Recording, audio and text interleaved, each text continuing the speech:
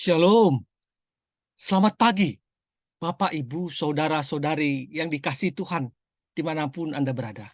Senang sekali kita boleh dengar-dengaran firman Tuhan pada pagi hari ini. Kita akan berdoa. Bapa yang berada dalam kerajaan surga, sungguh besar kasih karunia-Mu ya Tuhan dalam kehidupan kami. Selalu baru setiap hari.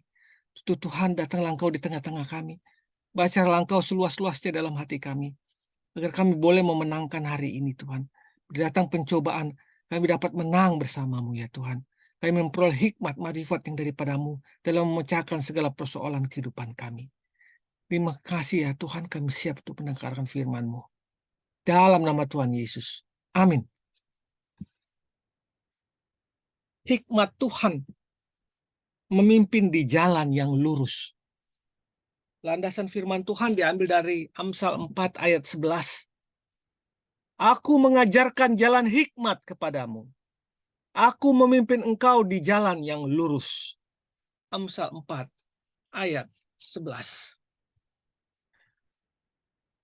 Takut akan Tuhan adalah permulaan pengetahuan. Tetapi orang bodoh menghina hikmat dan didikan. Barangkali sebagian kita sudah mengetahui apa itu hikmat. Hikmat adalah hidup dan berpikir sesuai dengan kebenaran,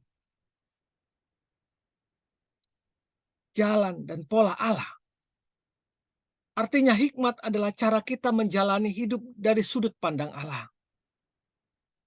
Hikmat adalah kepercayaan dari diri kita bahwa segala sesuatu yang dikatakan Allah itu melalui firman-Nya adalah benar dan menjadi satu-satunya standar hidup bagi kita. Memperoleh hikmat jauh lebih baik daripada memiliki emas dan perak. Hikmat hanya datang kepada mereka yang mencarinya.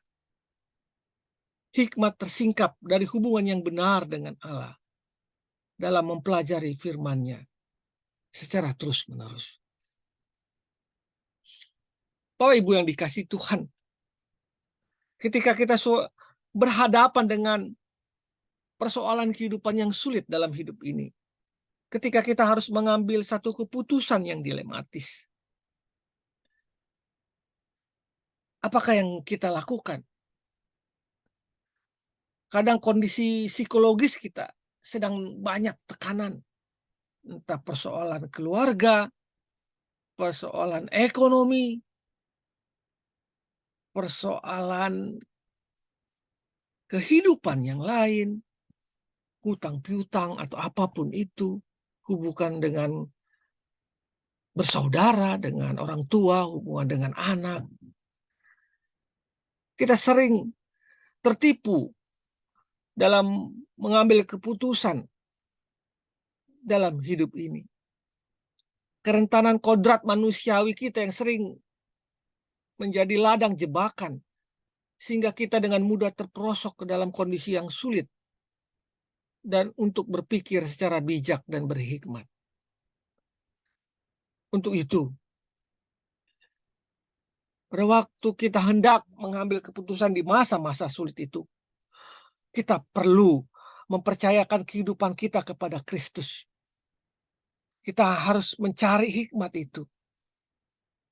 Dan Dia akan mencurahkan hikmat ilahi ke dalam pikiran kita. Roh Kuduslah yang mengarahkan kita untuk mengambil keputusan yang benar dan tepat. Meskipun kondisi kejiwaan kita sedang rapuh atau psikologis kita sedang susah. Dan hal itu akan kita peroleh melalui hikmat yang daripada Tuhan. Maka perlu kita melakukan hubungan pribadi terus-menerus kepada Allah, agar semakin hari kita semakin mengerti akan hikmat yang daripada Tuhan itu.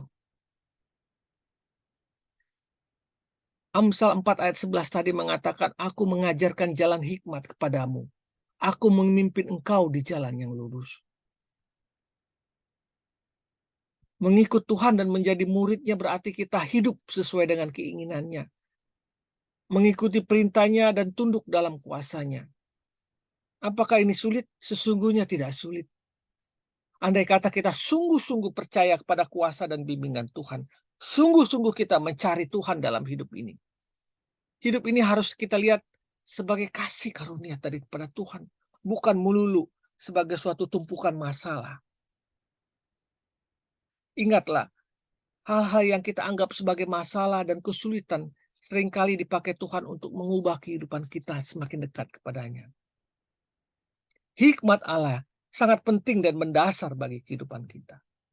Oleh karena itu kita harus senantiasa mencari hikmat itu dan datang kepada Allah. Punya hubungan pribadi dengan Allah.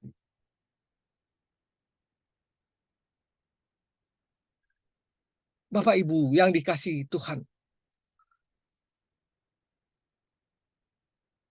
jika kita semakin hari semakin dekat kepada Tuhan, semakin mempunyai waktu untuk mendengar-dengaran akan firman Tuhan, maka kita akan mengalami perubahan rohani dengan berbalik dari kejahatan dan mulai berjalan menuju pengenalan akan Allah.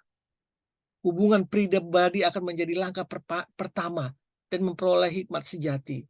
Orang yang percaya harus takut kepada Tuhan dan membenci kejahatan. Ingatlah selalu, hikmat Allah akan masuk ke dalam hati kita hanya ketika kita mempunyai keinginan, motivasi dan pikiran kita sesuai dengan kehendak Allah. Barulah hikmat itu akan menghasilkan hidup dan kuasa. Untuk mencari hikmat itu, roh kebenaran harus bekerja dalam jiwa kita. Dengan demikian, semua perintah dan jalan Allah itu bukan menjadi kesusahan, tetapi menjadi kesenangan bagi kita. Selamat pagi, selamat berkarya, selamat terus mencari Tuhan dan memperoleh hikmat yang daripadanya di dalam setiap keputusan hidupmu. Amin. Amin.